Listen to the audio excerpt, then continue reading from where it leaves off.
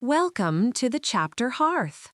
We wish you moments of joy and relaxation listening to our stories. It was my stepsister Seraphina Hayes' wedding day, and yet I was the one wearing the wedding dress. Sounds absurd, right? Well, it's even more absurd than your favorite pop idol suddenly announcing their retirement to become a pig farmer. I, Vivian Hayes, the forgotten daughter of the Hayes family, was now forced to replace my stepmother's manipulative daughter and marry into the Thorne family, a dynasty so powerful a mere sneeze from them could send ripples through all of New York City. The reason was simple. Seraphina Hayes thought the groom, Ethan Thorne, was a cripple with a strange temperament, always confined to a wheelchair with a face like a funeral procession. She cried and whined to her mother, my stepmother Eleanor Hayes, saying she'd rather die than marry him. Eleanor, who adored her biological daughter, immediately turned to me. Vivian, darling, look how delicate Seraphina is. How could she possibly endure the hardships of marrying into the Thorne family? Why don't you take her place? My father, Mr. Hayes, a weak-willed man who spent his life obeying his second wife, chimed in. That's right. The Thorne family never specified which daughter. If you marry him, our Hayes family will also benefit greatly. Benefit greatly? I scoffed internally. They saw me as nothing more than a trash can, a convenient solution to clean up their precious daughter's messes. From childhood, everything good went to Seraphina Hayes. I was a faint shadow in my own home, and now they wanted to steal my lifelong happiness too. I looked at their hypocritical faces, my heart as cold as ice. Fine, but I have conditions. Tell me, darling, as long as you agree to marry, I'll agree to anything. Your mother's old house in the suburbs, I'll sign it back over to you, and an additional $750,000 cash. Consider it your dowry. Their faces stiffened. That house was the only inheritance my biological mother had left me, but they had occupied it for years. As for $750,000 for the Hayes Corporation, which was on the decline, it was like cutting off a limb. Are you crazy? I scoffed. If I don't marry him, fine. I don't mind seeing the Hayes family on tomorrow's front page with the headline, Hayes Corporation backs out of Thorne engagement, faces bankruptcy. This is my final gambit. They were terrified, just as I expected. If the Thorne family got angry, the Hayes family would be ruined. Finally, they gritted their teeth and agreed. And so, here I sat, in a lavish bridal suite so opulent it was blinding. The wedding dress on me felt heavy, not because of the diamonds sewn into it, but because of the irony of fate. Throughout the ceremony, the groom, Ethan Thorne, never appeared. People said he was ill and couldn't leave, so I went through the ceremony with only his portrait. In the photo, he had deep, cold eyes, a straight nose, and thin, indifferent lips. He was undeniably handsome, but his aura truly made people apprehensive. Sitting alone in the bridal suite, I removed all the heavy jewelry, letting out a sigh of relief. Marrying anyone was fine, even a cripple. At least I would have a quiet life, free from daily battles with that mother-daughter duo. The bedroom door suddenly swung open. I jumped, turning around. The person entering in a wheelchair was none other than Ethan Thorne. He wore a meticulously tailored suit, and even while seated, he exuded an overwhelming presence. His face in person was even more defined than in the photo, unrealistically handsome. The only thing was, his gaze was as cold as Antarctic ice. His voice was deep and slightly hoarse, sounding both alluring and dangerous. Seraphina Hayes. No, I'm Vivian Hayes, her older sister. A soft chuckle, full of undisguised mockery, echoed in the air. His eyes swept over me from head to toe. You Hayes family certainly have some nerve. I knew what he was thinking. A bride substitution? This was a huge insult to the Thorne family. I was mentally prepared to be kicked out of the house on my wedding night. This matter was decided by the Hayes family. It has nothing to do with me. If you want to annul the marriage, I have no objections, I stated bluntly. He didn't respond immediately, just silently maneuvered his wheelchair closer. The invisible pressure radiating from him made it almost impossible for me to breathe. The wheelchair stopped right in front of me. He looked up, his dark eyes locking onto mine. Annulled the marriage? He smirked, a faint smile playing on his lips. Vivian Hayes, do you think marrying into the Thorne family is a game? You can just come and go as you please? The distance was so close, I could feel his cool breath on my face. My heart began to pound. His looks were indeed breathtaking, but his presence was just too intimidating. Just as my brain was scrambling to figure out what he was planning, a powerful female voice echoed from the doorway. Ethan, don't scare my daughter-in-law. The door opened again, and a middle-aged woman walked in. She wore an elegant emerald green silk dress, her hair swept up, exuding an air of noble grace. This was undoubtedly my legendary mother-in-law, Mrs. Evelyn Thorne. I was so tense I held my breath, preparing for a storm of epic proportions. My daughter-in-law? Was she not going to tear me apart? But no, Mrs. Thorne completely ignored her son, who was radiating a deathly aura, and walked straight towards me.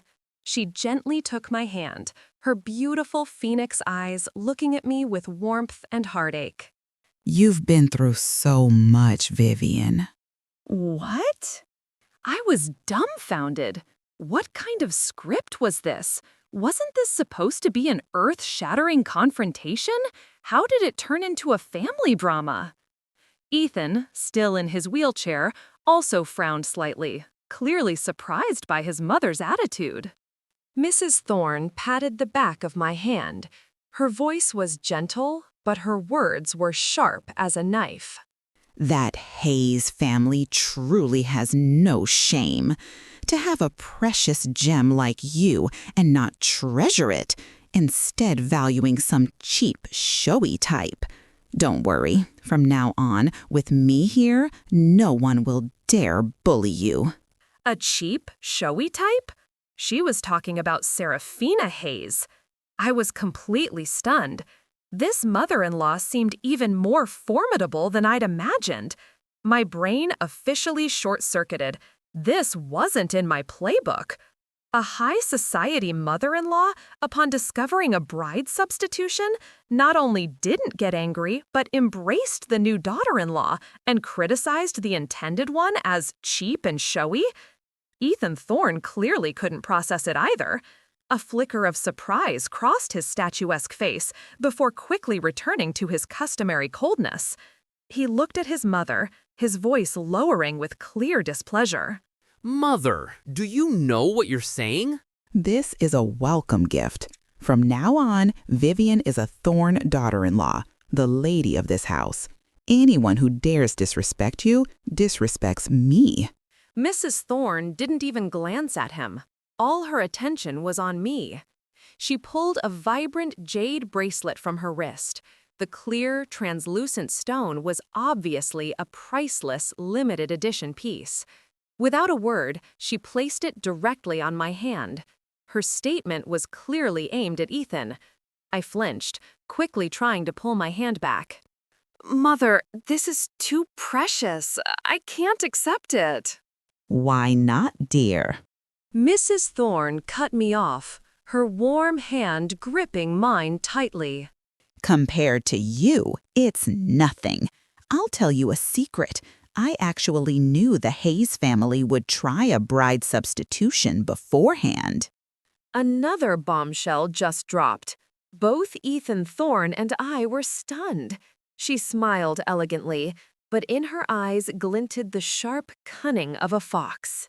Serafina Hayes, that type of manipulative fake actress. How could she ever be worthy of entering the Thorne family? I was worried I wouldn't have an excuse to swap her out. I didn't expect them to hand me one on a silver platter. You, Vivian, are the one I had my eye on all along. So that was it. This wasn't an accident. It was a carefully orchestrated play. And I had inadvertently become the winner in this high society daughter-in-law selection. This mother-in-law is a total powerhouse. She patted my hand, then turned to her son, who was still silently radiating coldness. You too, Ethan. Marrying Vivian is your good fortune. Treat her well. I'll go downstairs now. You two talk. With that, she leisurely departed, leaving behind an awkward atmosphere in the room, so thick you could cut it with a knife. As soon as she left, Ethan Thorne's emotions vanished. His gaze turned sharp and scrutinizing. Tell me, what did you to my mother? You saw it yourself. I didn't even have a chance to do anything. Don't play innocent. He maneuvered his wheelchair closer, forcing me to back away until my back hit the edge of the bed. Don't think that just because my mother supports you, you can run wild in this house. This position is way too close. The minty scent on him wafted into my nose. My heart started protesting. Even in a wheelchair, his domineering CEO aura was undeniable. I tried to remain calm, looking up to meet his gaze. Ethan Thorne, I'll say it again. I never wanted to marry into this family. I have no interest in causing trouble. You and I, it's best if we live separate lives. We can be a couple in name only, and after some time, divorce amicably. What do you think? He stared into my eyes, as if trying to see through my soul. His thin lips curved into a dangerous smirk. Divorce, Vivian Hayes? You've gotten into the Thorne family and you think you can just leave? Do you take me for a fool? So what do you want? What do I want? Ethan sneered, then suddenly reached out and grabbed my wrist, pulling hard. I lost my balance, falling forward towards him. Reflexively, I put my hands on the armrests of the wheelchair, and the result was my lips brushing against his cheek. Time seemed to stop. I could feel the burning warmth of his skin. My entire body stiffened.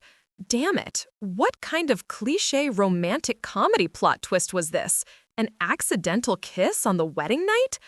My face flushed, and I quickly tried to pull back, but he held my hand tightly. I looked up, meeting his profound gaze. In those dark eyes, the coldness was gone, replaced by a smoldering fire. And his ears seemed a little red. Was I mistaken? This intimidating guy can blush? You don't need to pretend to be nice. You don't need to pretend to be nice. He let go of my hand, his voice still hoarse, but with a hint of awkwardness. He turned his wheelchair towards the bathroom. This marriage was decided by the Thorne family. It's not your game. Stay in your place. With that, he wheeled himself into the bathroom. I stood frozen in place, my hand still feeling the warmth and strength of his grip. My heart was still pounding, as if it wanted to leap out of my chest. That night, we truly kept to ourselves.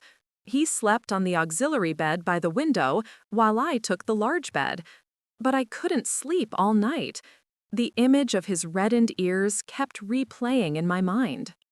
Close to dawn, as I was drifting off, I heard a sound. I squinted my eyes and saw Ethan Thorne struggling to transfer from his wheelchair to the bed. Perhaps due to unhealed injuries, his movements were a bit difficult. "Let me help." I hesitated for a moment. Should I just leave him or lend a hand? We are, after all, technically married. I quietly got out of bed and walked towards him. He looked up, his eyes complex. No need. Don't be stubborn. I ignored his refusal, placing one hand on his shoulder and the other around his waist. He's heavy. The moment our skin touched, both of us froze. Through his thin sleep shirt, I could clearly feel his firm muscles and the warmth of his body. His breath ghosted against my neck, both hot and ticklish. You. Ethan's voice was rough. Stop talking. Just push. I gritted my teeth, using all my strength to help him stand. Finally, I successfully transferred him onto the bed. I breathed a sigh of relief, about to retreat, when he suddenly grabbed my wrist. Vivian Hayes? He looked at me, his eyes filled with emotions I couldn't decipher. Why? Why? His question made me pause. Right, why? Ethan Thorne's question hung in the air, carrying both scrutiny and a hint of confusion. His hand was still clasped around my wrist, the warmth spreading and making my face flush again. I took a deep breath, pulling my scattered thoughts back together. You should go ask my father, my stepmother, and my innocent little stepsister that question. Ask them why they pushed me in here. I looked straight into his eyes, those deep, abyssal eyes, then curled my lips into a sarcastic smile. With that, I yanked my hand free from his grip. This time, he didn't hold me back. Good night, husband. I tossed out a provocative remark, then turned and walked straight back to my large bed without looking back. I could feel his sharp gaze fixed on my back, but I ignored it. Tonight, I was utterly exhausted by these constant surprises. The next morning, I was woken by the fragrant aroma of food. I lazily opened my eyes to see sunlight streaming across the room. Looking over at the auxiliary bed, Ethan Thorne had already disappeared. After freshening up, I went downstairs. The scene in the dining room made me freeze for a few seconds. On a dining table as long as a football field, dishes were spread out everywhere. From Cantonese dim sum and bird's nest congee to steak and Western-style slices, nothing was missing. My mother-in-law, Mrs. Evelyn Thorne, was elegantly seated at the head of the table, sipping tea. Seeing me come down, she immediately waved, a radiant smile on her face. Vivian, come quickly. I didn't know what you like to eat, so I had the chefs make a little of everything. Try some and see if it suits your taste. I glanced at Ethan Thorne, who sat opposite her. In front of him was only a simple bowl of plain congee and a glass of water. His handsome face was still as cold as stone. But why did I feel an invisible wave of resentment radiating from him? Was this the legendary blatant favoritism? Mother, you didn't have to go to such trouble. I can eat anything. I sat down beside her. Why is it trouble? Mrs. Thorne picked a shrimp dumpling for me. My daughter-in-law must be the best cared for. You're so thin. When will I have a grandchild to spoil? My hand, holding the chopsticks, froze. Here it was, the classic mother-in-law question. Although Mrs. Evelyn Thorne spoke in a very gentle tone, an invisible pressure descended. I secretly peeked at Ethan Thorne, seeing him also look up, his deep eyes gazing at me meaningfully, the corner of his lips seeming to curve slightly. Was he enjoying the show? Just then, the housekeeper, Mrs. Jenkins, came in to announce. Madam, young master, Mrs. Hayes and Miss Hayes are here. That mother-daughter duo is here already? How quick! They must have come to gloat and see how miserable my life was. Mrs. Evelyn Thorne frowned slightly, then smiled. Let them in. A few minutes later, my stepmother Eleanor Hayes and Seraphina Hayes walked in hand. The moment they saw me sitting in the luxurious dining room, wearing a high-end silk dress, both their expressions changed. Especially Seraphina Hayes. When she saw the jade bracelet on my hand, her eyes seemed to spark with fire. Sister, are you doing well here? Mom and I were so worried about you all night. We couldn't sleep. Seraphina Hayes put on her familiar, pitiful face, her eyes welling up. The acting begins again.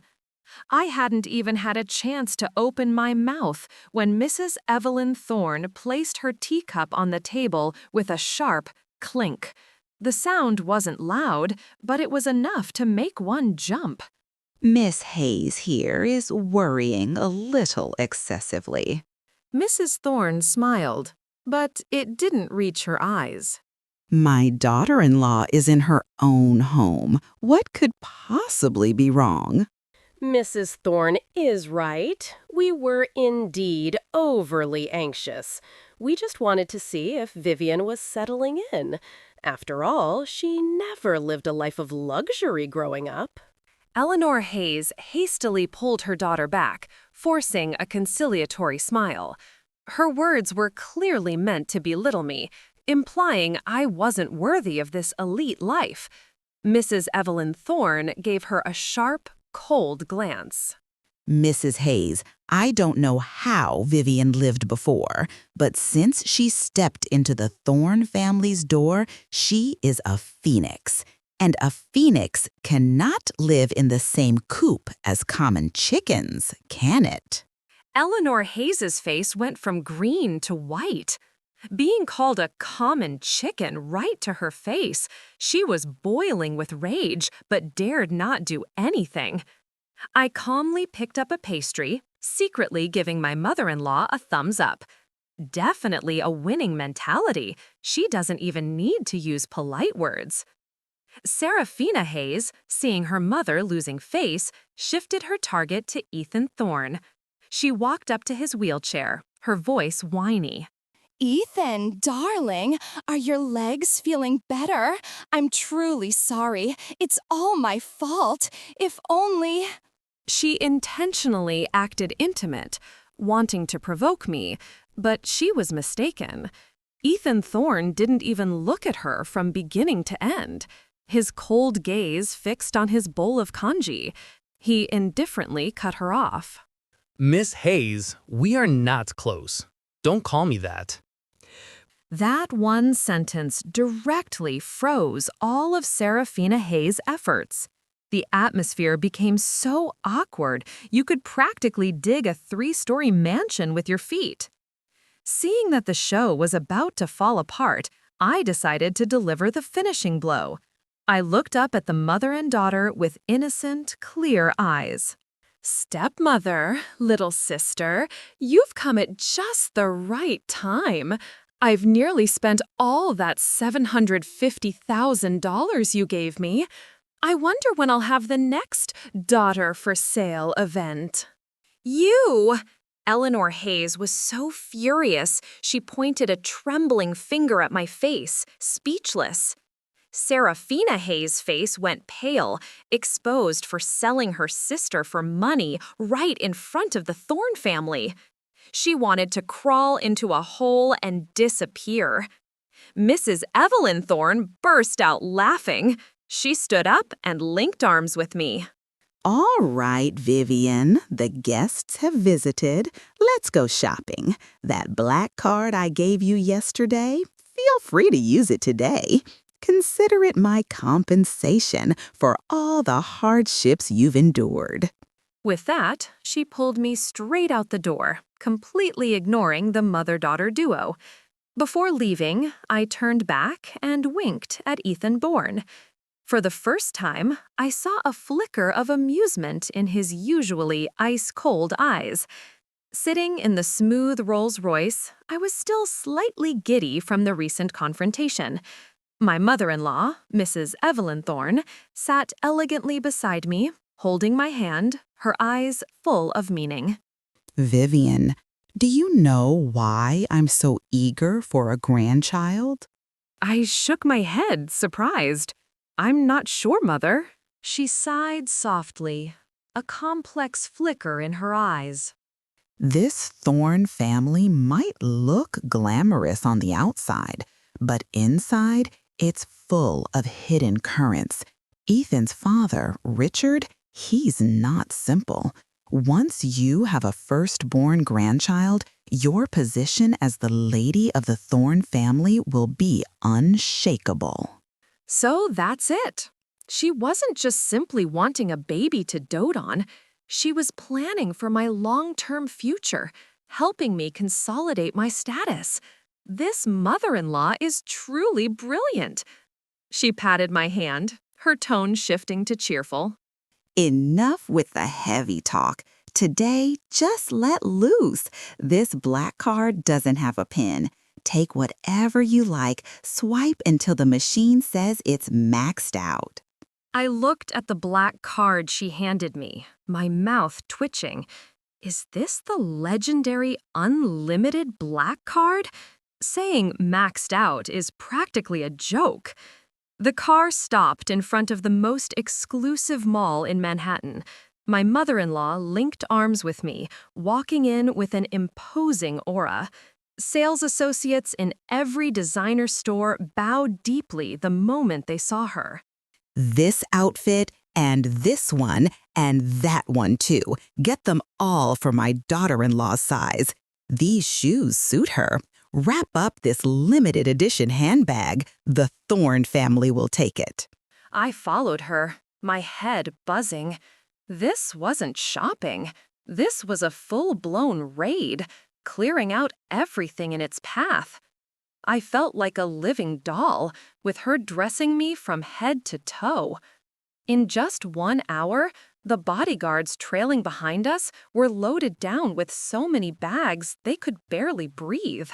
As we were resting at a cafe, a sour voice chimed in. Oh, isn't that Mrs. Thorne? Long time no see. You still look so young and beautiful, madam. A woman dressed ostentatiously, adorned with sparkling jewelry like a Christmas tree, walked over with a young girl.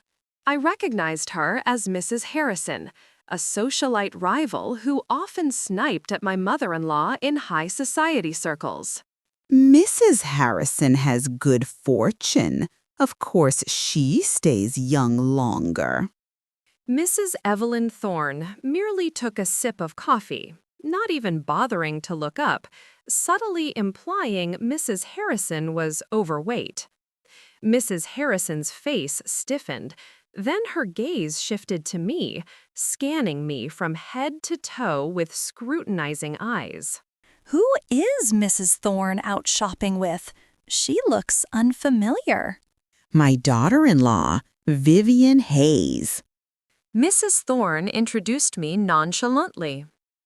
Mrs. Harrison pretended to be surprised.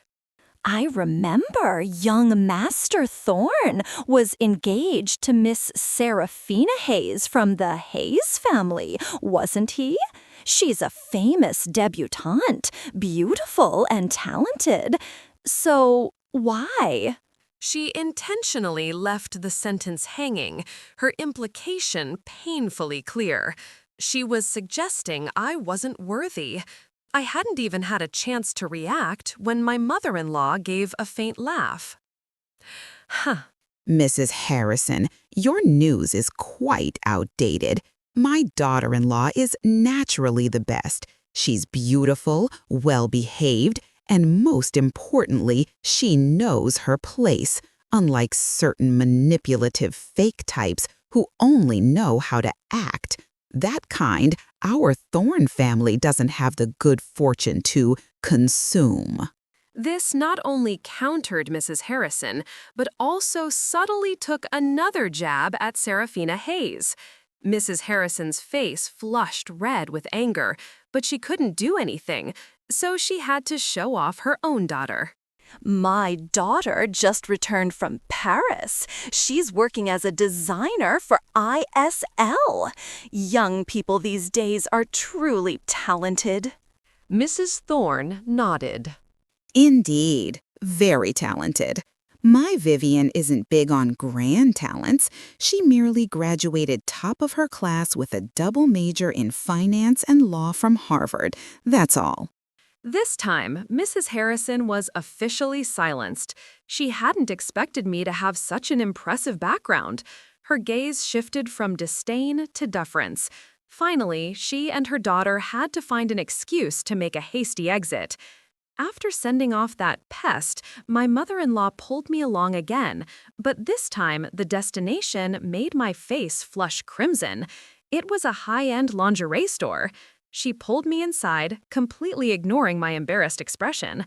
She browsed for a moment, then picked up a jet black lace silk nightgown designed to be incredibly revealing. Vivian, what do you think of this one? My face burned. Mother, this is too revealing. She gave me a quick glance. A little revealing is exactly what works. Listen to me. My son might be in a wheelchair, but everything else works perfectly fine. He's also the type who's hot on the inside, but cold on the outside. You need to be a little proactive.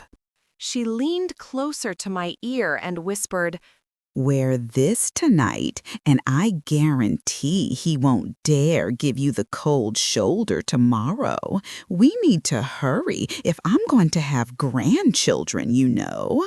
I was utterly petrified. Mother-in-law, you're corrupting your daughter-in-law. In the end, under my mother-in-law's insistent persuasion, I reluctantly left with the bag containing that secret weapon. When we arrived back at the mansion, Ethan Thorne was sitting in the living room, reading. He looked up when he heard our footsteps. His eyes swept past the dozens of large and small bags in the bodyguard's hands, then lingered on the lingerie bag in my hand. He raised an eyebrow slightly, but said nothing. I clutched the bag like a ticking bomb, my heart pounding. I quickly greeted my mother-in-law and scurried upstairs. As soon as I entered the room, I threw the bag onto the bed as if it were a burning hot potato. I turned around, intending to take a shower, when I was startled. Ethan Thorne was already in the room, his wheelchair parked by the door. He looked at me, then at the bag on the bed, a faint, almost imperceptible smile playing on his lips. Had a fun shopping trip, Mrs. Thorne. His tone was clearly teasing me. Yes, it was fun. He slowly maneuvered his wheelchair closer to the bed, reaching out to pick up the black lace nightgown my mother-in-law had chosen. He held it up, examining it meaningfully. Mother's taste is certainly not bad. Ethan looked at me, his eyes darkening. Are you planning to wear this tonight? My face flushed so red it could cook an egg. I wasn't. Oh. Ethan smirked. Then that's a pity. With that, he tossed the nightgown back onto the bed. But I had already caught a glimpse of his reddened ears. Ethan Thorne's flushed ears were clearly visible to me. In a split second, my brain processed faster than a quantum computer. He likes to pretend to be cold and dangerous, does he? All right, let's see how cold you can really be. My lips curved slightly. I said nothing. I calmly picked up the secret weapon my mother-in-law had given me, turned, and walked straight into the bathroom. Before closing the door, I intentionally glanced back at him. I clearly saw his eyes fixed on my retreating figure, his Adam's apple moving up and down with difficulty. Inside the bathroom, my heart pounded like a war drum. Vivian Hayes, you're crazy. You're playing with fire. But thinking of his hot on the inside, cold on the outside demeanor, my competitive spirit flared up. 30 minutes later, the bathroom door opened. I slowly stepped out. The flimsy black lace nightgown hugged every curve of my body, both revealing and concealing, an image potent enough to burn away all reason. Ethan Thorne was in his wheelchair, his back to me, seemingly looking out the window, but his rigid, tense back betrayed him. I deliberately walked in a circle, standing in front of him, my voice carrying a hint of a smile. "Young Master Thorne, admiring the moon and stars?" His body clearly stiffened. He slowly turned his head, his darkened eyes sweeping over me. This time, the fire in his eyes was no longer smoldering. It flared up fiercely, as if it wanted to burn me to ashes. What the hell are you doing? Ethan's voice was thick, as if he was trying to suppress something. "Nothing much. Just trying on the new outfit Mother bought me. Doesn't it look good, darling?" I spun around once, letting the thin silk glide lightly in the air. I deliberately drew out the darling, making it sound both soft and taunting. I saw his hand on the armrest of the wheelchair clench tightly, his knuckles white. He didn't answer, only snapped. Go change. It's ridiculous. "Ridiculous?" I chuckled, stepping closer, bending down and resting my hands on the armrests of his wheelchair, trapping him between them. The distance between us was so close, I could feel his breath on my face. What's ridiculous about it? I thought you'd like it. Or are you afraid to admit that your Mrs. Thorne is a little attractive? Vivian Hayes! He snarled, then suddenly propelled his wheelchair forcefully forward. I yelped, stumbling back, my back hitting the cold wall behind me. He had cornered me. The wheelchair blocked all escape routes. He reached out, grabbing my wrist tightly, pulling me down close.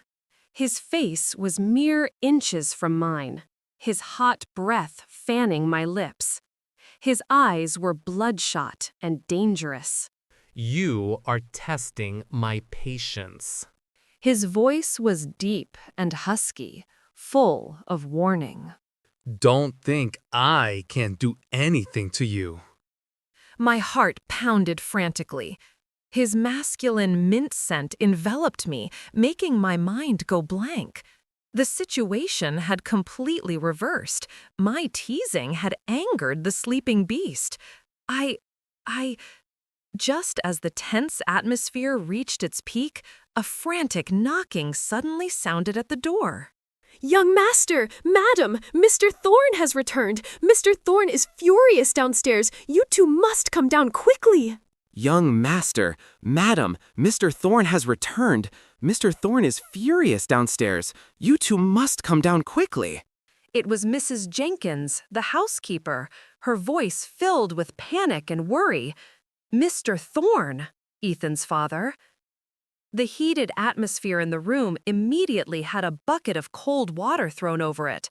Half of the intensity radiating from Ethan Thorne dissipated, replaced by deep coldness and disgust. He released my hand, his tone icy. Change your clothes and come downstairs. He wheeled his chair out the door without looking back. I leaned against the wall, my legs weak, my heart still racing. Watching his solitary but resilient retreating figure, a complex emotion suddenly rose within me. 10 minutes later, I had changed into a modest sleepwear set and went downstairs with him. In the living room, a middle-aged man with a stern face, resembling Ethan Thorne about 70%, sat on the sofa. He was Richard Thorne, CEO of Thorne Enterprises, Ethan Thorne's father. My mother-in-law, Mrs. Evelyn Thorne, sat beside him, her expression a little grim. The moment he saw us, Richard Thorne slammed his hand on the table. Ethan Thorne, do you still know how to come home? I heard you got married. How could such a big matter not go through me? My affairs don't concern you, Father. Ethan Thorne responded coldly. Richard Thorne angrily stood up, pointing directly at his face. Look at yourself, a cripple who can't even walk. What right do you have to make your own decisions? Do you even know who this woman you married is? She's the daughter the Hayes family threw away. He turned to look at me, his eyes full of disdain. My mother-in-law, Mrs. Evelyn Thorne, immediately stood up, shielding me. Richard Thorne, choose your words carefully. Vivian is the daughter-in-law I chose, the future lady of the Thorne family. You shut your mouth! Richard Thorne roared. This house is still mine to command. If I say this woman is not worthy, then she is not worthy. Tomorrow, you two will immediately file for divorce. The atmosphere was as tense as a snapping wire. I stood there, the eye of the storm. Just then, Ethan Thorne, who had been silent all this time, suddenly spoke up. His voice wasn't loud, but it was clear and resolute, stunning everyone. We can't divorce. We can't divorce? He looked straight at his father. Then his gaze shifted to me. He said each word distinctly. She's already carrying my child. Ethan Thorne's words were like a nuclear bomb exploding in the middle of the living room. For a moment, the entire mansion fell into absolute silence, so quiet I could hear my own heart rattling in my chest. I'm carrying his child? We haven't even shared a bed, let alone had a child. This guy truly lies without needing a script. The first person to recover was my mother-in-law, Mrs. Evelyn Thorne. Is that true? Vivian, you're really pregnant? Why didn't you tell me sooner?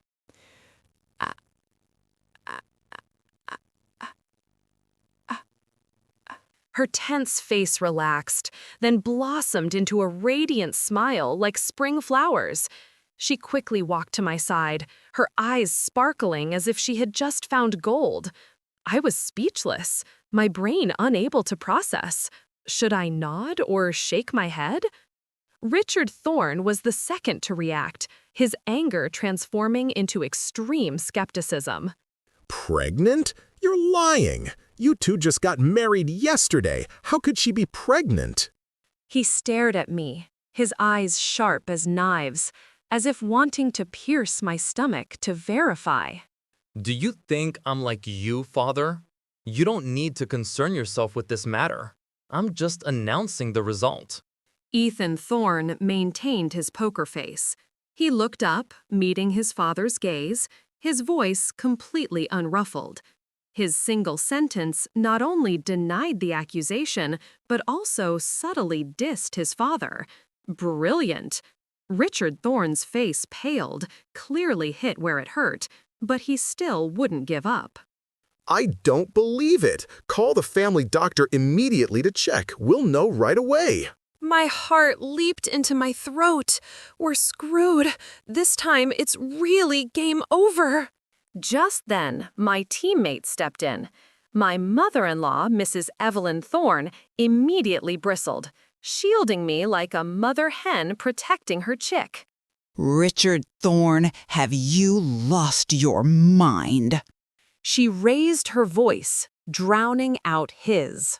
Vivian is carrying the Thorne family's firstborn grandchild. Her body is still weak. Do you want to call a doctor to make a fuss and cause her to miscarry? If this gets out, where will your reputation, the Thorne family's reputation, be? Or do you want outsiders to spread rumors that CEO Thorne forced his pregnant daughter-in-law to divorce? Every word she spoke was a fatal blow, directly attacking Richard Thorne's greatest weakness, his pride. Sure enough, he was speechless, unable to retort. Mrs. Evelyn Thorne, seeing this, delivered the finishing strike. She turned to Mrs. Jenkins, her voice full of authority.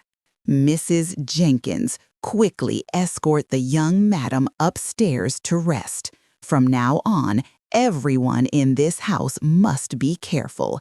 Anyone who dares disturb the young madam will be immediately dismissed. Yes, madam. And so, under my mother-in-law's protection, I successfully escaped the dire situation, escorted upstairs like a queen. Before entering the room, I secretly glanced downstairs. Richard Thorne's face was as black as a pot, completely silenced by his wife, and he had to stalk off in a huff. This battle, my team won decisively. As soon as I entered the room, I slammed the door shut, turning to face Ethan Thorne, who had just been wheeled in by a bodyguard. Ethan Thorne, explain yourself. Where did that pregnancy come from? I lowered my voice, gritting my teeth. He motioned for the bodyguard to leave. We were alone in the room. He wheeled his chair to the window, his gaze fixed on the garden outside, not looking at me. Unnecessary measure. Ethan answered nonchalantly, as if the whole incident was just a snap of his fingers. Necessary? I laughed in exasperation. You tell a lie as light as a feather, but I'm the one who has to carry this fake pregnancy. What if your father demands another checkup next time? Or do you expect me to stuff a pillow in my belly? He was silent for a moment, then slowly turned to look at me, his deep eyes locked onto mine. There won't be a next time. What do you mean? He didn't answer directly. The corner of his lips curved slightly, a smile both wicked and charming. To keep a lie from being discovered, the best way is to cover it with a bigger truth. Do you understand my meaning, Mrs. Thorne? My brain felt like an electric current had run through it. A bigger truth? Does he mean? My face flushed, but I tried to appear calm. You're provoking me. It seems young Master Thorne already has a plan. I crossed my arms and raised an eyebrow, looking at him. There is a plan. I just don't know if Mrs. Thorne here is willing to cooperate. His voice was deep and husky, mesmerizing. After all, Mother is very eager for a grandchild. He used his mother as a shield again. Or are you afraid? He raised an eyebrow, his eyes full of challenge. If so, then tomorrow I'll tell Father it was all a misunderstanding. We can get divorced immediately. He was using that tactic again.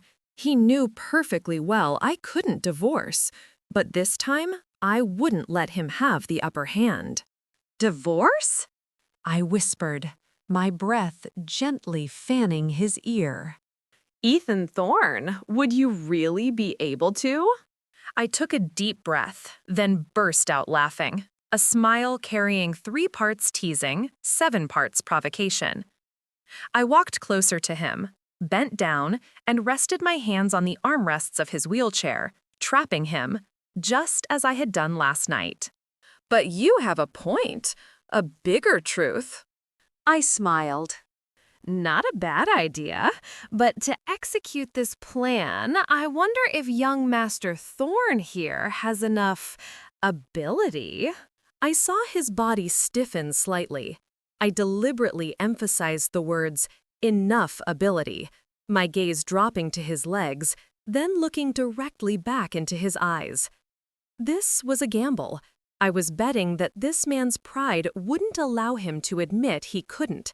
Sure enough, his face darkened, the fire in his eyes flaring up, not anger, but a fierce, possessive emotion. He suddenly reached out and squeezed my waist, pulling me hard into his lap. Vivian Hayes. Vivian Hayes. He gritted his teeth, his voice hoarse by my ear. You are provoking me. I'm just confirming the plan.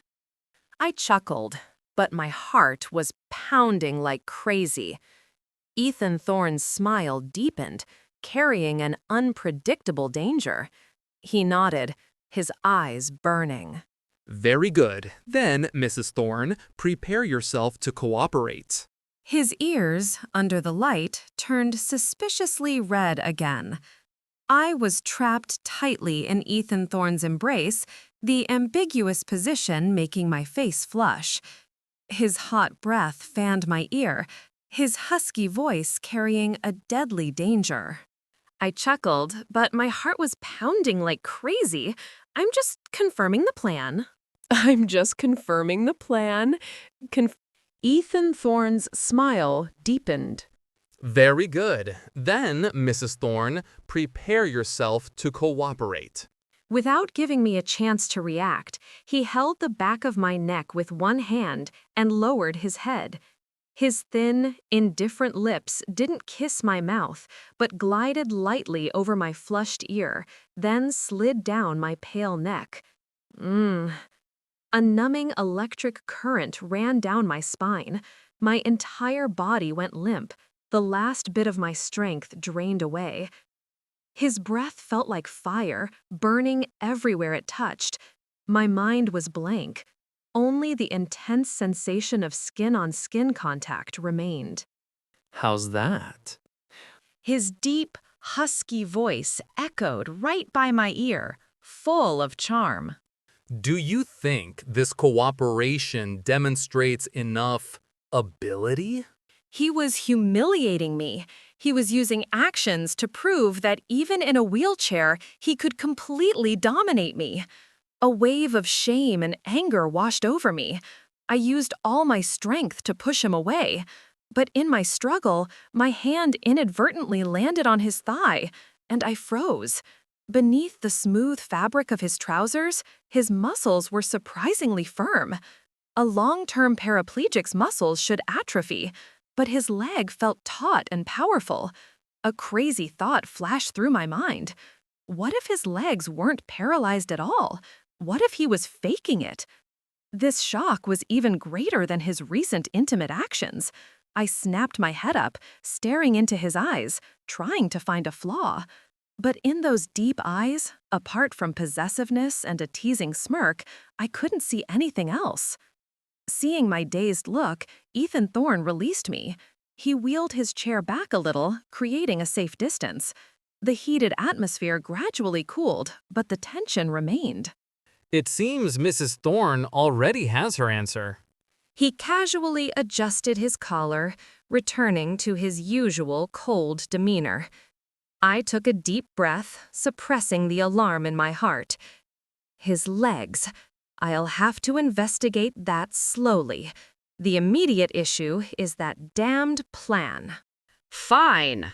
I straightened up, crossing my arms over my chest, my gaze fearless. I agree to the cooperation plan, but I have conditions. Go on. First, in front of outsiders, we are a newlywed couple. I will play the role of a virtuous, pregnant wife. In return, in this house, apart from your parents, you must ensure no one is allowed to make things difficult for me. Agreed. He nodded. Second, I looked straight into his eyes. The plan to make the fake real, the time and place must be decided by me. Until I agree, you are not allowed to touch me. This was my main goal. I couldn't let myself fall into a passive position. Ethan Thorne's lips curved into a meaningful smile. He stared at me intently, as if evaluating an interesting item. Deal? Deal? Hearing him agree, I secretly breathed a sigh of relief. At least I'd regained a bit of control. And one more thing. He suddenly added. During this cooperation, you must absolutely follow my arrangements. You are not to act on your own initiative, especially with members of the Hayes family. Why? I frowned. He didn't explain, only said coldly, "This is my condition. You have no right to refuse." Just then, his phone rang. He glanced at the screen, then answered, putting it on speaker. Mr. Thorne, Secretary Miller's voice sounded urgent. Hayes Corporation just held a press conference announcing the launch of their Southside Development Project. Their partner is the Sterling Group. The Sterling Group was Thorne Enterprises' sworn enemy. Ethan Thorne's face visibly chilled. Where did they get the capital?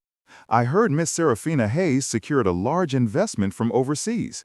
She's also been appointed as the project's VP. Serafina Hayes, vice president? That's the joke of the year. What does that girl know besides acting? Clearly someone is pulling her strings. Hang up the phone. Ethan Thorne looked at me, his eyes sharp. It seems your sister not only wants to be a manipulative backstabber, but also a corporate menace.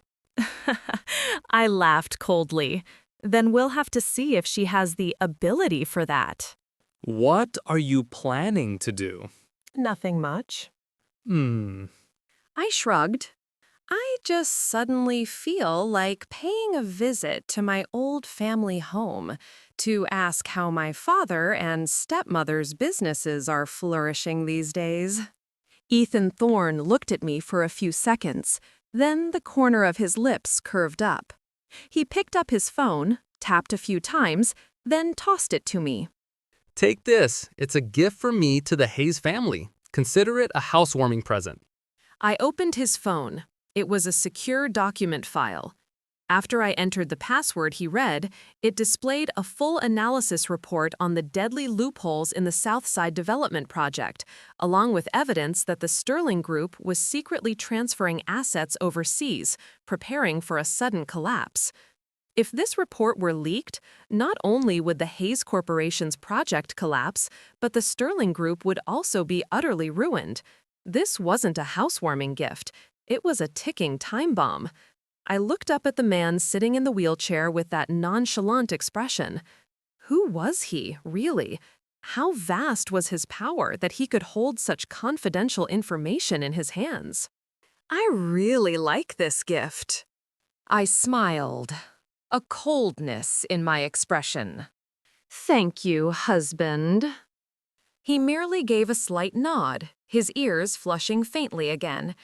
It seems my trip back to my old family home will be quite the show. Manhattan International Private Hospital.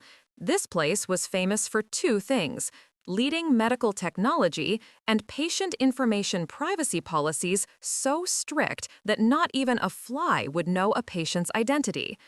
Trying to access Ethan Thorne's medical records here was as difficult as reaching the heavens. But I, Vivian Hayes, had an advantage no one knew about. Dr. Alex Chen, my close friend from Harvard, a medical genius, was currently the Associate Chief of Surgery at this very hospital. I dialed a familiar number. The other end quickly picked up, and a clear male voice rang out. Vivian, you're back in the country and didn't even tell me? Dr. Chen, I chuckled softly.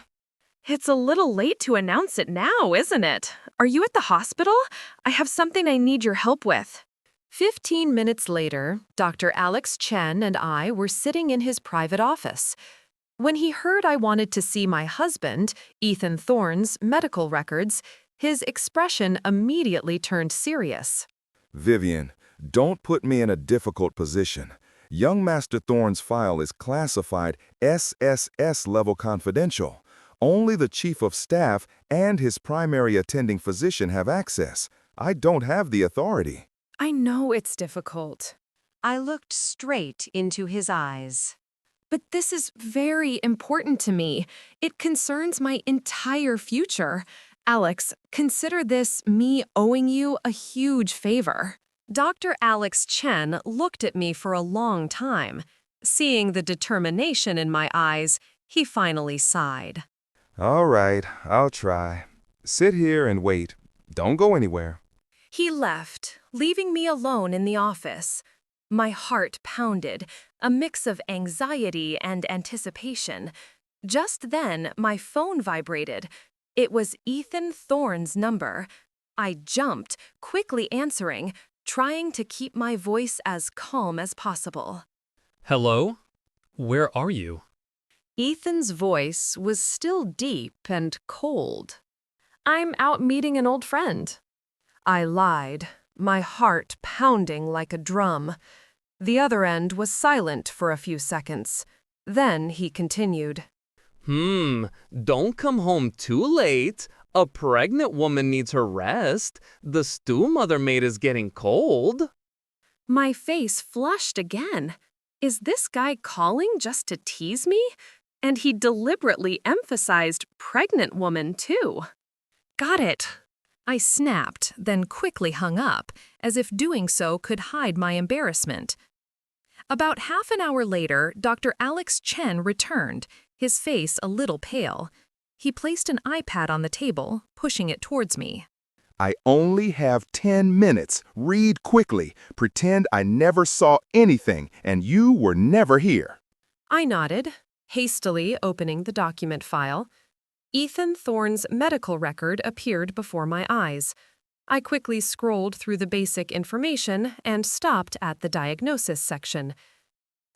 Patient suffered a severe car accident 3 years ago, leading to spinal cord injury and comminuted fractures of both femurs.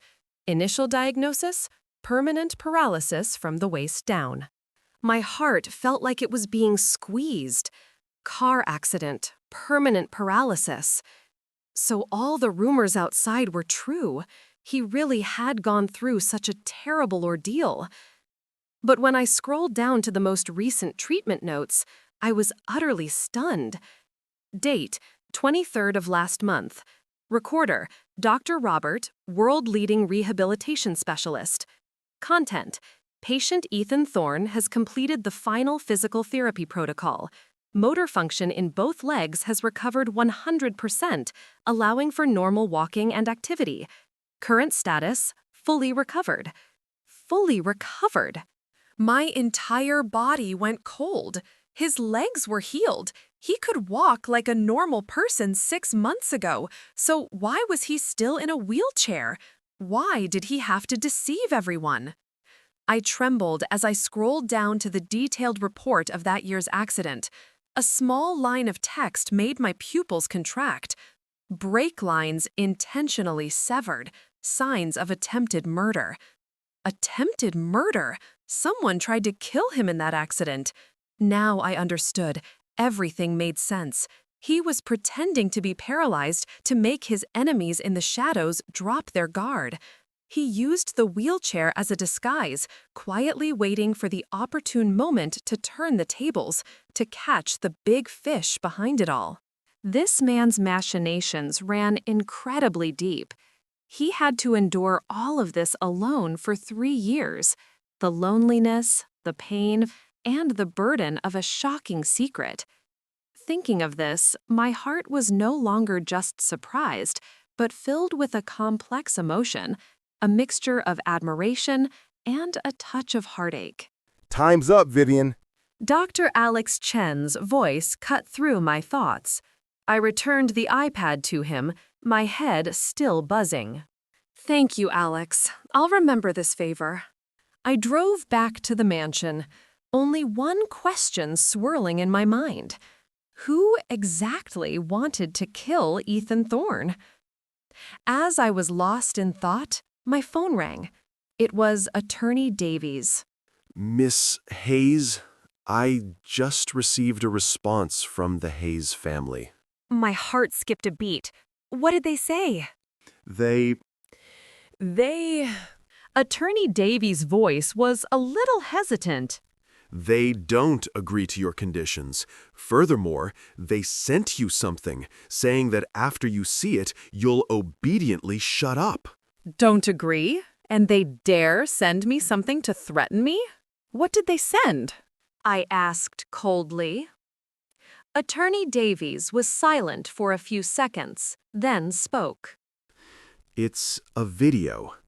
The main characters in the video are you and young Master Thorne in your bedroom on your wedding night. My brain worked faster than a supercomputer. That night, apart from me helping him into bed and a few accidental touches, absolutely nothing happened. Where did they get a video, and how dare they use it to threaten me? Send that video to me. My voice was icy. But Miss Hayes sent it to you. I repeated, allowing no refusal. A few minutes later, my phone received a compressed file. I took a deep breath, my hands trembling as I tapped to open it. The video wasn't long, only about a minute, secretly filmed from a hidden corner of the room.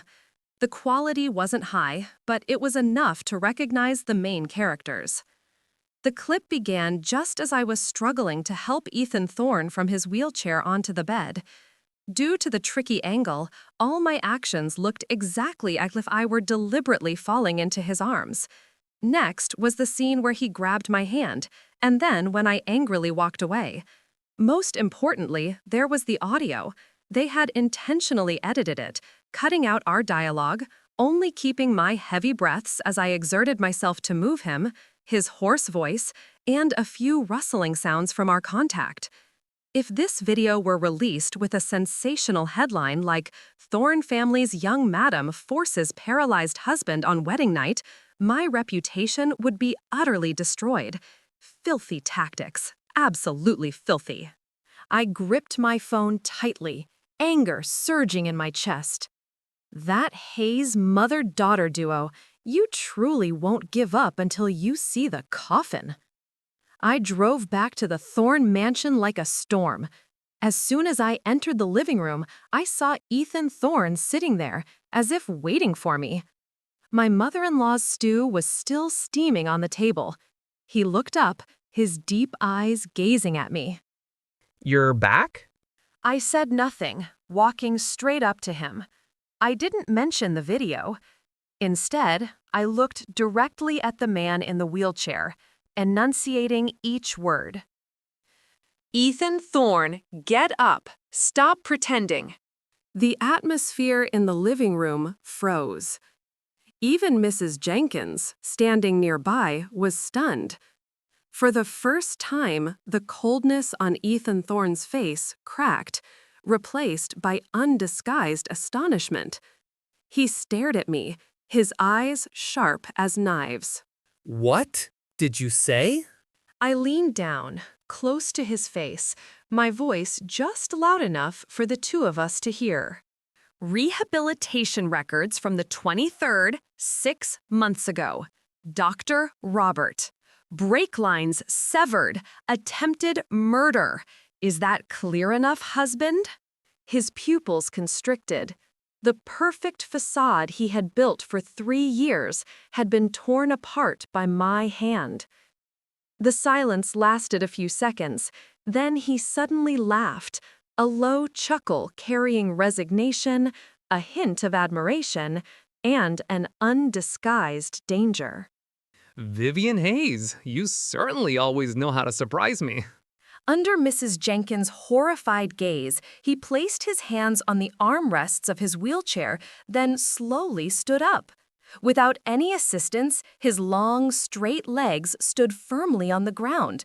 He was a head taller than me, and the overwhelming aura radiating from him made me involuntarily hold my breath. He took slow steps towards me, finally stopping in front of me, bending his head down, his dark eyes locking onto mine. Now you know my biggest secret. Now you know my biggest secret. His voice was hoarse and mesmerizing. What do you plan to do, Mrs. Thorne?